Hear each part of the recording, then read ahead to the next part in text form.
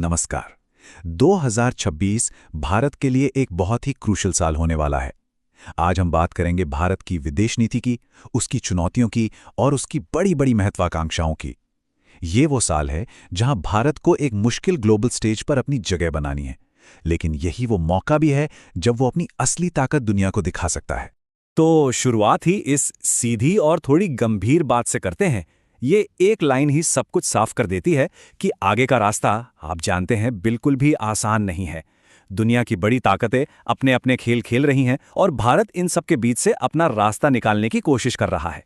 तो चलिए इस रणनीतिक बिसात को जरा और गहराई से समझते हैं। भारत की फॉरेन पॉलिसी पर बाहर से कई तरह के दबाव हैं। ये दबाव आ कहां से रहे हैं, चलिए देखते हैं। तो सबसे पहली चुनौती, और ये बहुत बड़ी हो सकती है, वो आ रही है पश्चिम से, जिसे ट्रंप 2.0 का नाम दिया जा रहा है।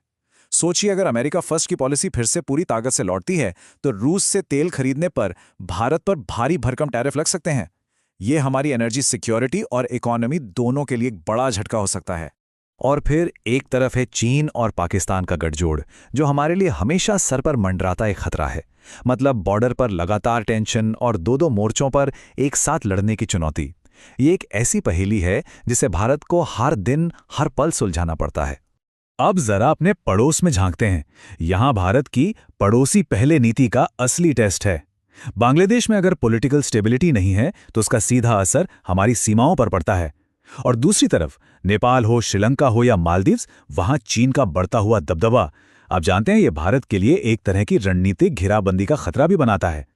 तो सवाल ये उठता है कि इन सब बाहरी चुनौतियों का भारत के पास जवाब क्या है?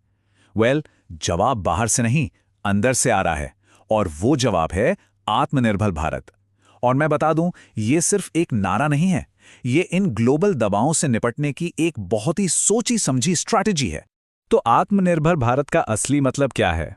इसे ऐसे समझिए, देश को अंदर से इतना मजबूत बना लो कि बाहर के झटके आपको हिला ना पाएं।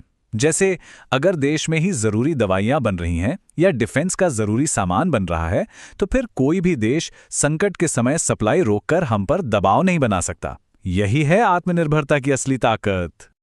अब जरा इस नंबर पर गौर कीजिए, 6.81 लाख करोड़ रुपए। ये आंकड़ा बताता है कि भारत अपनी सुरक्षा को लेकर कितना ज्यादा सीरियस है। ये दुनिया के सबसे बड़े डिफेंस बजट्स में से एक है, और ये एक साफ संदेश है कि भारत अपनी सिक्योरिटी और सॉवरेनिटी यानी संप्रभुता से कोई समझौता नहीं करने वाला। और ये बात सिर्फ बजट बढ़ाने तक ही नहीं है। इस टेबल में देखिए, 2026 के लिए बिल्कुल साफ लक्ष्य रखे गए हैं। डिफेंस प्रोडक्शन को 2 ट्रिलियन से ज्यादा करना है, एक्सपोर्ट्स को 30,000 करोड़ के पार ले जाना है, और सबसे जरूरी 70% से ज्यादा रक्षा सामान देश में ही बनाना है। ये आंकड़े बताते हैं कि आत्मनिर्भर नीति सिर्फ हवा में नहीं, जमीन पर उतर रही है। लेकिन आत्मनिर्भरता का मतलब सिर्फ टैंक और मिसाइल बनाना नहीं है। इस चार्ट को देखिए, यह है भारत के सेमीकंडक्टर बाजार का भविष्य। सेमीकंडक्टर मतलब वो छोटी छोटी चिप्स जो हमारे फोन से लेकर फाइटर जेट तक हर चीज का दिमाग होती हैं। और इस फील्ड में आत्मनिर्भर होने का मतलब है टेक्नोलॉजी के भविष्य पर अपना कंट्रोल रखना। ठीक है, तो देश को अंदर से मजबूत किया जा रहा है, पर इसका असर बाहर की दुनिया पर कैसे पड़ रहा है?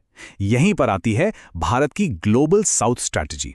भारत विकासशील देशों के बीच एक नए तरह का लीडरशिप मॉडल पेश कर रहा है। यहां पर भारत का अप्रोच चीन से बिल्कुल अलग है। जहां चीन बड़े बड़े कर्ज देकर देशों पर अपना प्रभाव बनाता है, वहीं भारत साझेदारी और सहयोग पर जोर देता है। याद है वैक्सीन मैत्री? भारत ने बिना किसी शर्त के दुनिया को वैक्सीन दी। ये दिखाता है कि भारत का मॉडल पार्टनरशिप का है, किसी बड़े भाई के रौब का नहीं। चलिए इस लीडरशिप की बात को एक और कॉन्क्रीट एग्जाम्पल से समझते हैं, और वो है टेक डिप्लोमेसी। जी हां, टेक्नोलॉजी को अब भारत अपनी विदेश नीति का एक बहुत जरूरी हथियार बना रहा है।